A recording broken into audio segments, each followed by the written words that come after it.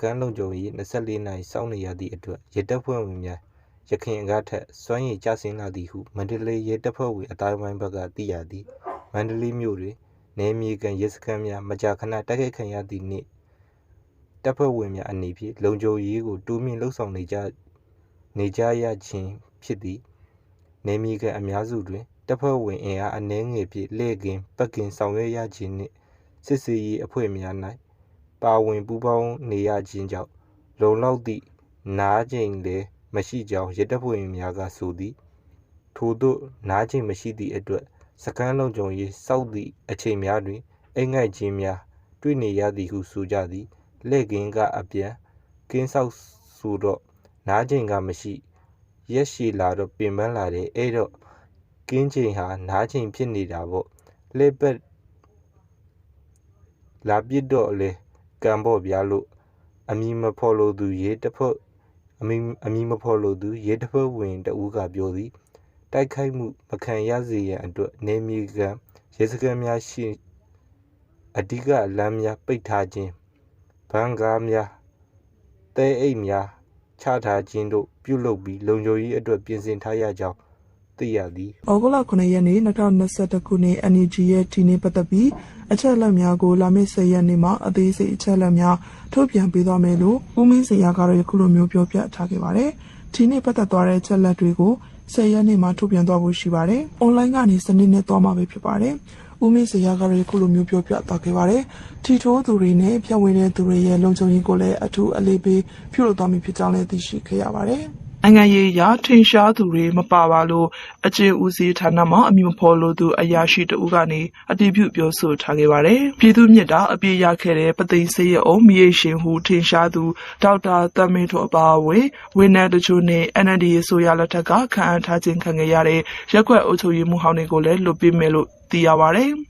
အသေးစိတ်အခြေအနေနဲ့တနိုင်ငံလုံးလွတ်မြောက်လာမည်အခြေအနေကိုတော့ဆက်လက်စုံစမ်းလျက်ရှိပါတယ်။ကောစီကလက်နက်ဝယ်တာချင်းထည့်ခံလဲရတဲ့ပါကစ္စတန်ကရင်းမိတ်ဆွေကောင်းနိုင်ငံတနိုင်ငံဖြစ်သည့်တရုတ်၏သစ္စာဖောက်ခြင်းကိုတဖန်ခံလိုက်ရပြန်ပါတယ်။အကြောင်းမှာတော့ပါကစ္စတန်၏လေကြောင်းကာကွယ်ရေးပိုင်းတွင်တရုတ်စီကနေဝယ်ထားတဲ့ကန်ဒေါ်လာတန်းချီတန်ဖိုးရှိတဲ့လက်နက်ကိရိယာများကောင်းကောင်းသုံး၍မရဘဲချွတ်ရမှုများရှိနေသဖြင့်ပြဿနာနှင့်ကြုံတွေ့နေခဲ့ရတာပဲဖြစ်ပါတယ်။ပါကစ္စတန်စစ်တပ်တာဝန်ရှိသူများသည်တရုတ်ထုတ်လက်နက်စနစ်များတွင်ကြုံတွေ့နေရသည့်အထက်တလဲလဲပေါ်ပေါက်နေသောပြဿနာကြီးများနှင့်ပတ်သက်ပြီးတရုတ်ထံအသိပေးအကြောင်းကြားလာခဲ့တော့လေတရုတ်သည်လက်ရှိအချိန်ထိကောင်းကောင်းဆိုးဆိုးအတူတူရပ်တည်ခဲ့တဲ့မဟာမိတ်နိုင်ငံရဲ့စိုးရိမ်ပူပန်မှုတွေကိုတုံ့ပြန်ရန်အတွက်နှွေးကွေးနေကြောင်းသတင်းဌာနတွင်ရေးသားဖော်ပြချက်ရသိရပါတယ်။ဒေါ်လာတန်းချီကုန်ကျစရိတ်များဖြင့်ဝယ်ယူထားသည့်တရုတ်ထုတ်သင်ရလွယ်သောလေကြောင်းကာကွယ်ရေးစနစ်များ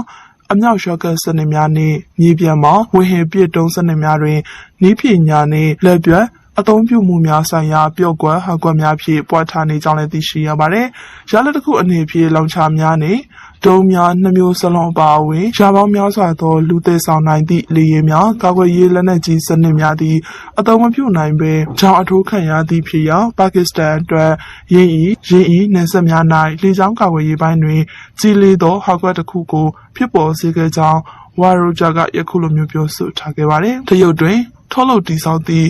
FN-60 များမှာရန်သူရဟတ်များအနေပြန်ရဟတ်များနှင့်မြင်နိုင်သောအနေအထားအောက်ရှိမောင်းသူမဲ့လေယာဉ်များကဲ့သို့အနိမ့်ပိုင်းလေကြောင်းပြစ်မှတ်များကိုကြားဖြတ်ဟန်တာရန်အတွက်ဒီဇိုင်းထုတ်တည်ဆောက်ထားခြင်းလည်းဖြစ်ပါတယ်။ရင်းကဲ့သို့လက်နက်စနစ်850အထိယခုအခါမှာလက်တွေ့သုံး၍မရဘဲရှိနေကြောင်းစစ်တပ်အရာရှိများကထုတ်ဖော်ပြောပြခဲ့တာလည်းဖြစ်ပါတယ်။တရုတ်လက်နက်ထုတ်သူအဆိုပါလူအားအပြစ်နာစာရှိလက်နက်စနစ်များကိုမြင်မြတ်ဆက်ဆက်လဲပေးသို့မဟုတ်ပြုပြင်ရမည်အစား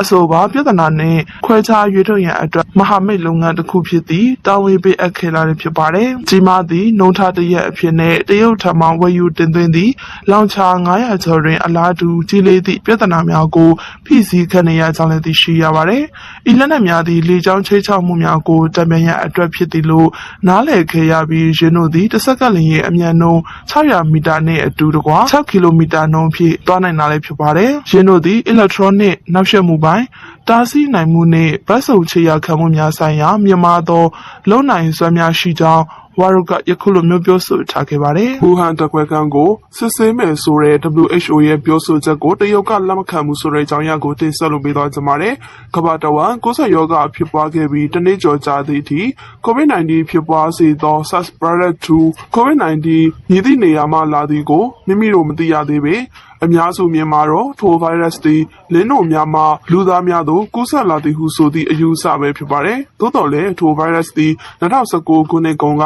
COVID-19 စတင်ဖြစ်ပေါ်ခဲ့သောတရုတ်နိုင်ငံဝူဟန်မြို့မှာတခွေကန်းတစ်ခုမှာလုံခြုံရေးစီပေါ်ထွက်လာသည်ဆိုသည့်အယူအဆကိုစုံစမ်းစစ်ဆေးပေးရန်အတွက်တောင်းဆိုမှုများပုံမများပြားလာခဲ့ပါတယ်။ COVID ပိုးအစကိုတော့ဒုတိယအဆင့်စုံစမ်းဖော်ထုတ်ဖို့အတွက်ဝူဟန်တခွေကန်းကိုတေချာစစ်ဆေးရမယ်လို့ WHO အကြီးအကဲရဲ့ပြောဆိုချက်အပေါ်မှာအားသိမိသွားတယ်လို့တရုတ်အမျိုးသားကျန်းမာရေးကော်မရှင်ဒုတိယအကြီးအကဲဖြစ်သူကယခုလိုမျိုးပြောဆိုထားခဲ့ပါတယ်။ဒီကနေ့မှာကျင်းပပြုလုပ်ခဲ့တဲ့သတင်းစာရှင်းလင်းပွဲမှာတော့သူကတော့ယခုလိုမျိုးပြောပြခဲ့ပါတယ်။ WHO နဲ့တရုတ်ပညာရှင်တွေပူးပေါင်းစစ်ဆေးပြီးတော့ထုတ်ပြန်ထားတဲ့ပထမအဆင့်စုံစမ်းစစ်ဆေးမှုတွေကို WHO အဖွဲ့ဝင်နိုင်ငံတွေကအတည်ပြုထားပြီးဖြစ်တယ်လို့အဲ့ဒီအစီရင်ခံစာတွေကိုအခြေခံပြီးလုပ်တင်တယ်လို့သူကထပ်မံပြောဆိုခဲ့ပါတယ်။အစီရင်ခံစာမှာယောဂပိုးတွေဟာတကွဲကန်းစသမှုကနေစတင်ခဲ့တာမဟုတ်ပဲတရိษံကနေတဆင့်ကူးစက်တာဆိုတာကိုတော့ဖော်ပြခဲ့ပြီးဖြစ်တယ်လို့ဆိုပါတယ်။တခွဲကန်းတွေကိုစစ်ကြည့်ရင်တော့ပထမအဆင့်မှာမစစ်ဆေးရသေးတဲ့တခွဲကန်းကိုပဲစစ်တင်တယ်လို့ဆိုပါတယ်။ဝူဟန်တခွဲကန်းကပညာရှင်တွေပထမဦးဆုံးယောဂကူးစက်ခံခဲ့ရတယ်ဆိုတဲ့သတင်းကတော့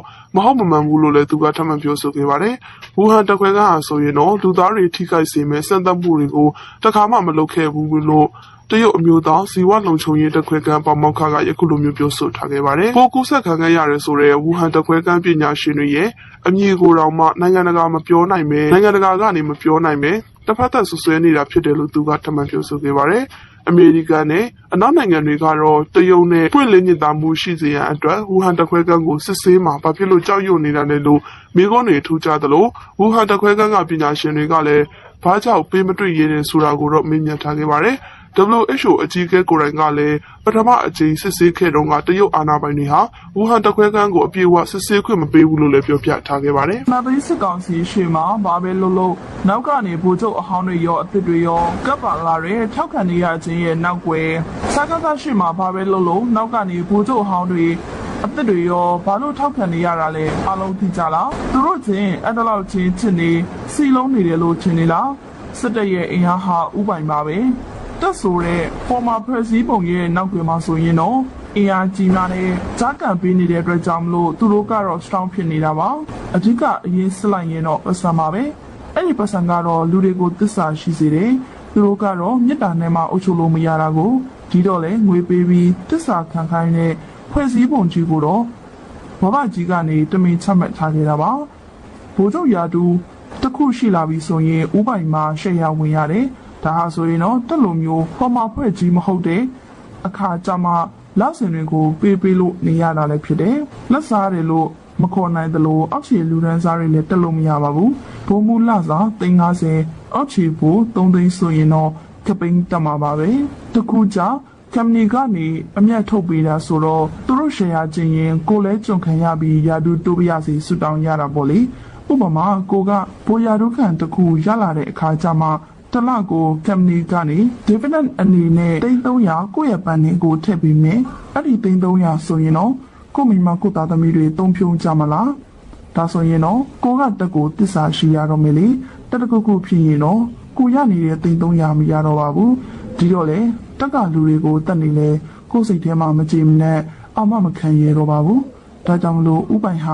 တက်ရဲ့အဓိကတော့တိုင်ပါပဲအဲ့တော့အဲ့ဒီလိုအထက်ပိုင်းဘိုးတစ်ပူဟောင်းတွေကိုလာစင်စပို့ပေးနေတာတွေဆိုရင်တော့ငွေတွေအများကြီးလိုအပ်ပါတယ်အဲ့ဒီငွေတွေကိုလည်းပြည်သူတွေစီကနေပဲရနေတာလည်းဖြစ်ပါတယ်တခြားတွင်းထွက်တို့ရေနံတို့ကနေရတာတွေလည်းရှိပါတယ်သို့တော်လည်းပြည်သူစီကနေတစ်စိတ်တစ်ပိုင်းအကြီးစားတစ်ခုရရှိနေတာကတော့သိချပါတယ်အာနာမသိန်းခင်ကတော့အေးစစ်စစ်စားတောက်နေနိုင်နေဆိုပြီးတော့လေအခုကြမှာမဟာလာထောက်ခံမှုမရတော့သူ့လုံချင်တာတွေအတော်လေးကိုတန်ပတ်သွားတယ်။ကံကောင်းရင်တော့သူ့ကိုဖြုတ်ချင်တဲ့သူ NLD နဲ့ပြောင်းပေါင်းချင်တဲ့သူတွေပေါ်လာမယ်။အခုလိုမျိုးအဘတွေကိုလာစင်ထောက်ပံ့နေတဲ့ဥပိုင်ကြီးတွေရှိနေတဲ့ကတော့သူတို့တတွေမှာစီယုံနေအောင်ပါပါ။အားလုံးကိုတော့ငွေနဲ့ချီတုပ်ထားတာကိုဒါလေးတော့လေးလေးနက်နက်လေးစဉ်းစားပေးစေချင်ပါတယ်။